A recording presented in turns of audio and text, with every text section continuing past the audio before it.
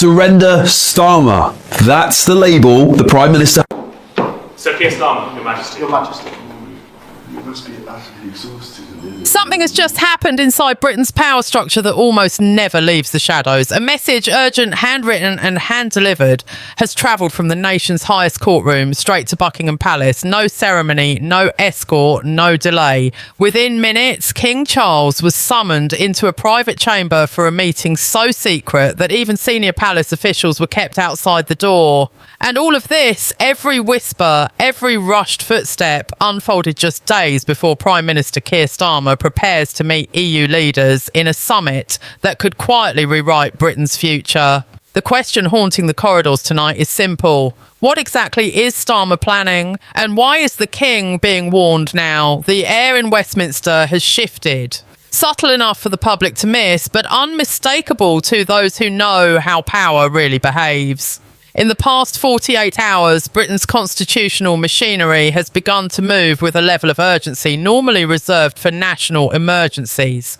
Not a terror threat, not an economic collapse, but something far more delicate, far more dangerous, a threat to sovereignty itself. That is the message sources claim the nation's top judge delivered directly to King Charles behind closed doors, bypassing almost every formal channel. No press briefings, no parliamentary warnings, not even the usual ritual of polished words and polite caution.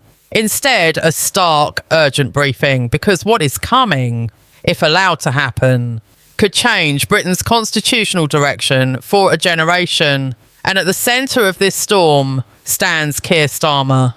For years, Britain was told that Brexit had settled the question of control once and for all. Borders, laws, independence restored.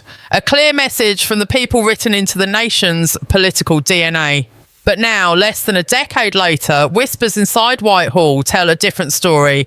Draft agreements, leaked clauses, quiet meetings scribbled into government diaries at odd hours, all pointing toward a plan to rebuild Britain's ties with Brussels, but not openly, not honestly, quietly, stealthily, structurally, a reversal disguised as cooperation. It is this hidden architecture of return, the legal hooks, the binding clauses, the framework designed to pull Britain back under European authority that triggered the alarm inside the judiciary. Because if even half the leaked details are true, Starmer's upcoming summit will not simply reset relations, it will reopen the door to the very institutions Britain fought so fiercely to escape.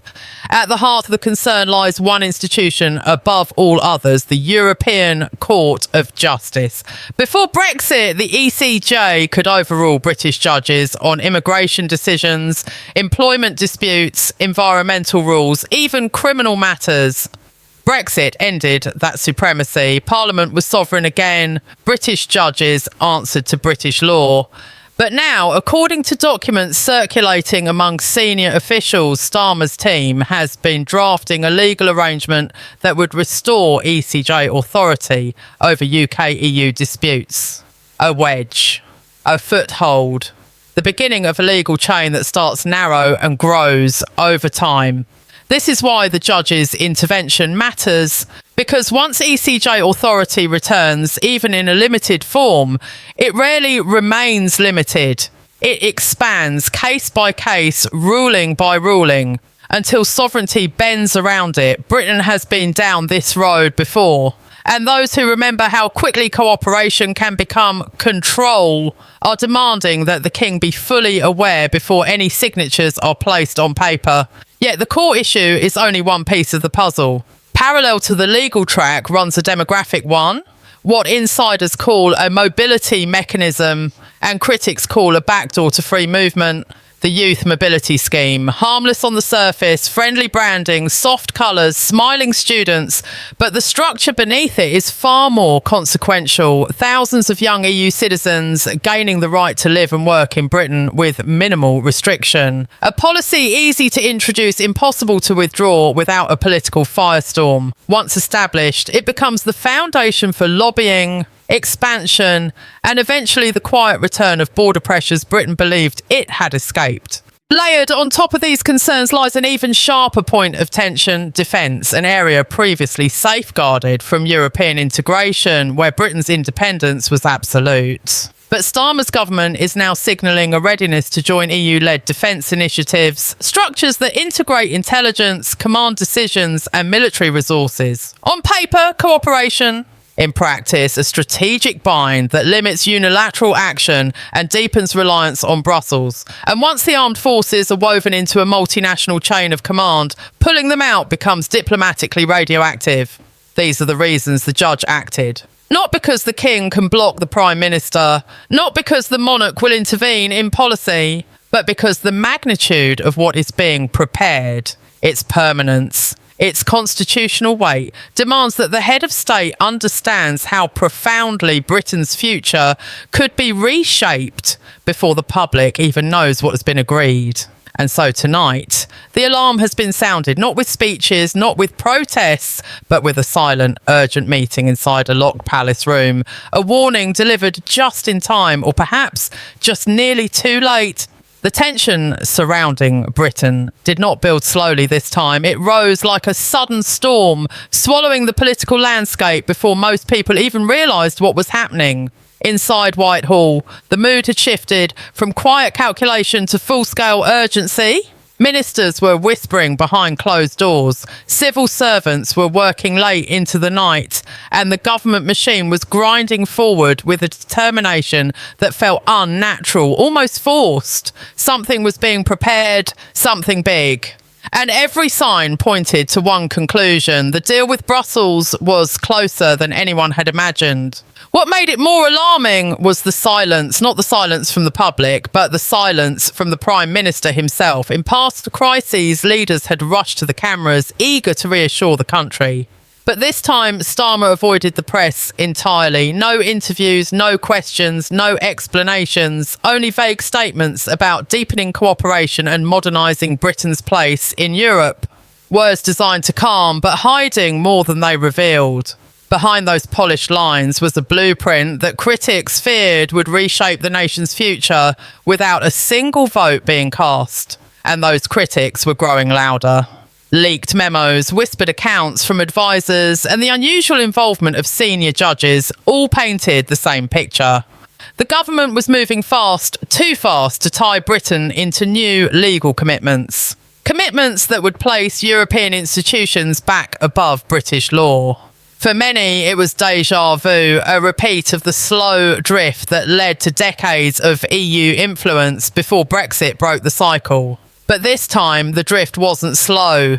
It was a sprint, hidden behind diplomatic smiles and friendly press releases.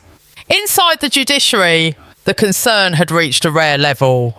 Senior legal figures had reportedly reviewed draft frameworks outlining the proposed return of the European Court of Justice in specific areas of UK-EU cooperation. Nothing public, nothing debated, just quiet, technical language that masked the scale of what was being offered. At first glance, it looked like administrative housekeeping. But when examined closely, the consequences became clear: authority granted here, oversight restored there, arbitration clauses that all led back to the same destination, Luxembourg gaining new leverage over British legal decisions. It was exactly the kind of legal foothold that Brexit had worked to remove. And yet the government seemed intent on restoring it, not cautiously, but willingly. That raised the question haunting Westminster: why? Why hand power back so soon after the country fought to take it away? Why rewrite the rules without asking the people who voted for them?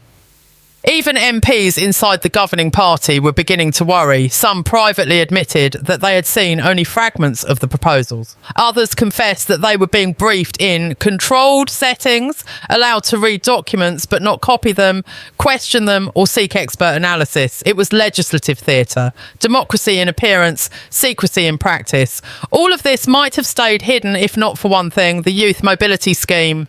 At first dismissed as harmless, it suddenly became the symbol of everything brewing beneath the surface. The scheme was presented as cultural exchange, a friendly bridge between young people on both sides of the channel.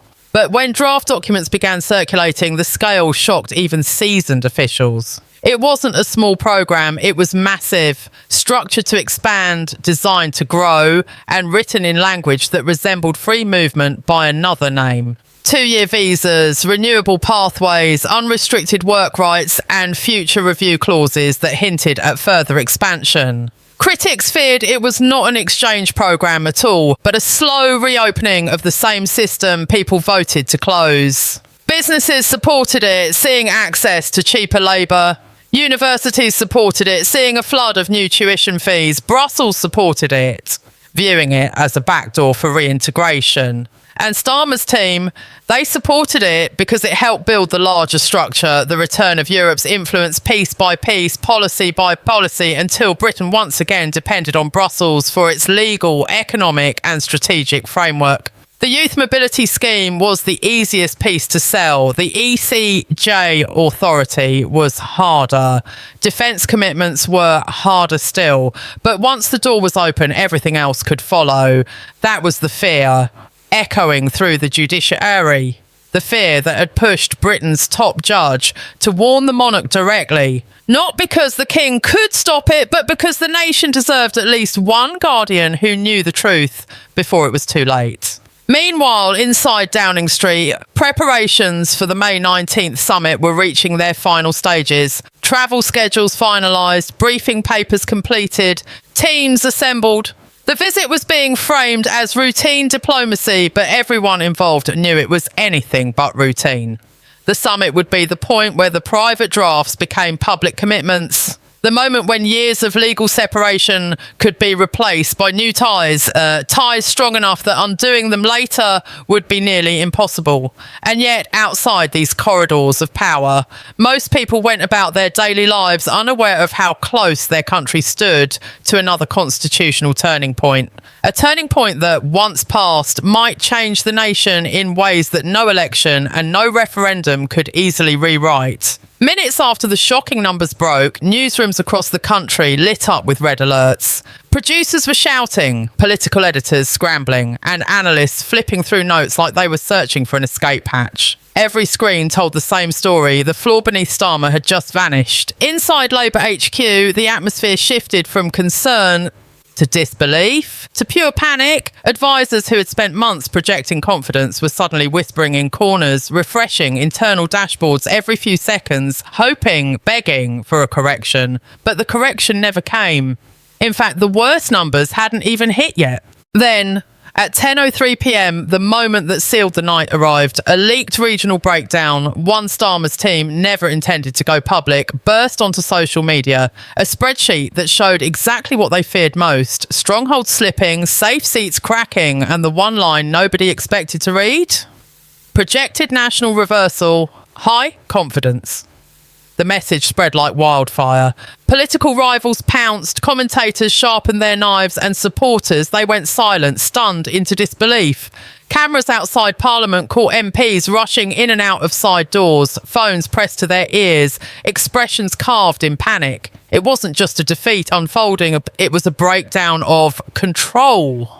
A night where everything Labour had built under Starmer seemed to unravel in real time. For the first time all evening, Starmer stepped away from the briefing screens. Witnesses said he stood completely still, staring at the data in front of him, data that told the kind of story no leader ever wants attached to their name.